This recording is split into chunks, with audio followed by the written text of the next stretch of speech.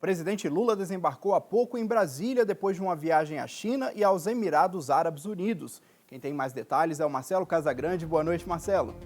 Fernando, uma boa noite para você, boa noite para os amigos e amigas de todo o Brasil que acompanham a gente aqui no SBT News. Lula desembarcou na base aérea da capital federal e depois foi para o Palácio da Alvorada. Já de volta ao Brasil, ele tem alguns assuntos importantes que serão tratados nesta semana. Entre eles, a entrega do texto final das regras fiscais, chamado de arcabouço, para o Congresso. Tinha uma expectativa que isso poderia ter acontecido na semana passada, mas ficou agora para até terça-feira. Além disso, outro assunto que entrará em pauta é a questão envolvendo a segurança em escolas depois da onda de ataques. O presidente estava em viagem desde o último dia 11, quando foi para a China, inclusive foi recebido pelo presidente Xi Jinping e fechou acordos comerciais. Segundo o presidente, esses acordos somam aí cerca de 50 bilhões de reais. Da China, ele seguiu para os Emirados Árabes, onde se reuniu com o Sheik e fechou acordos, ainda segundo Lula, na casa de 12 bilhões e meio de reais.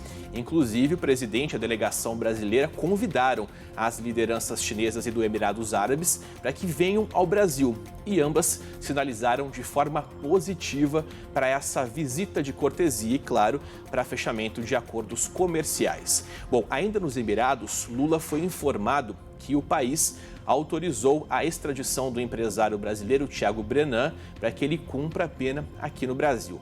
Lula disse que não tratou sobre esse assunto com a liderança do país, mas que recebeu a notícia de forma positiva, alegando que Brenan tem que pagar pelo crime que cometeu aqui no país de origem. Como a gente mostra agora para vocês na reportagem. Thiago Brenan é réu em 6 processos por crimes como estupro, agressão e corrupção de menores. Ele foi flagrado por câmeras de segurança de uma academia luxuosa de São Paulo, agredindo a modelo Helena Gomes. O vídeo viralizou e outras 11 denúncias contra Brenan apareceram. Em setembro do ano passado, ele saiu do Brasil. Um mês depois, foi preso em Abu Dhabi, nos Emirados Árabes. Pagou fiança e foi liberado. Mas agora o pedido de extradição foi aceito pelo país árabe, pouco antes do presidente Luiz Inácio Lula da Silva desembarcar em Abu Dhabi depois de visitar a China. O pedido de extradição foi feito pela Justiça brasileira há 5 meses. Lula negou que tenha tratado do assunto na visita oficial. Olha, na verdade, não foi um assunto tratado com Sua Alteza, o Sheik Mohammed. E depois eu fiquei sabendo que os Emirados Árabes vão fazer a extradição. Quando ela vai acontecer é uma questão da justiça, uma questão da polícia. Na mesma entrevista, porém, Lula se colocou a favor da extradição e disse que homens como Brenan devem ser punidos. A única coisa que eu sei é que se no mundo existir 1 milhão de cidadãos como esse, todos merecem ser punidos, porque não é humanamente aceitável que um brutamonte desse seja um agressor de mulheres.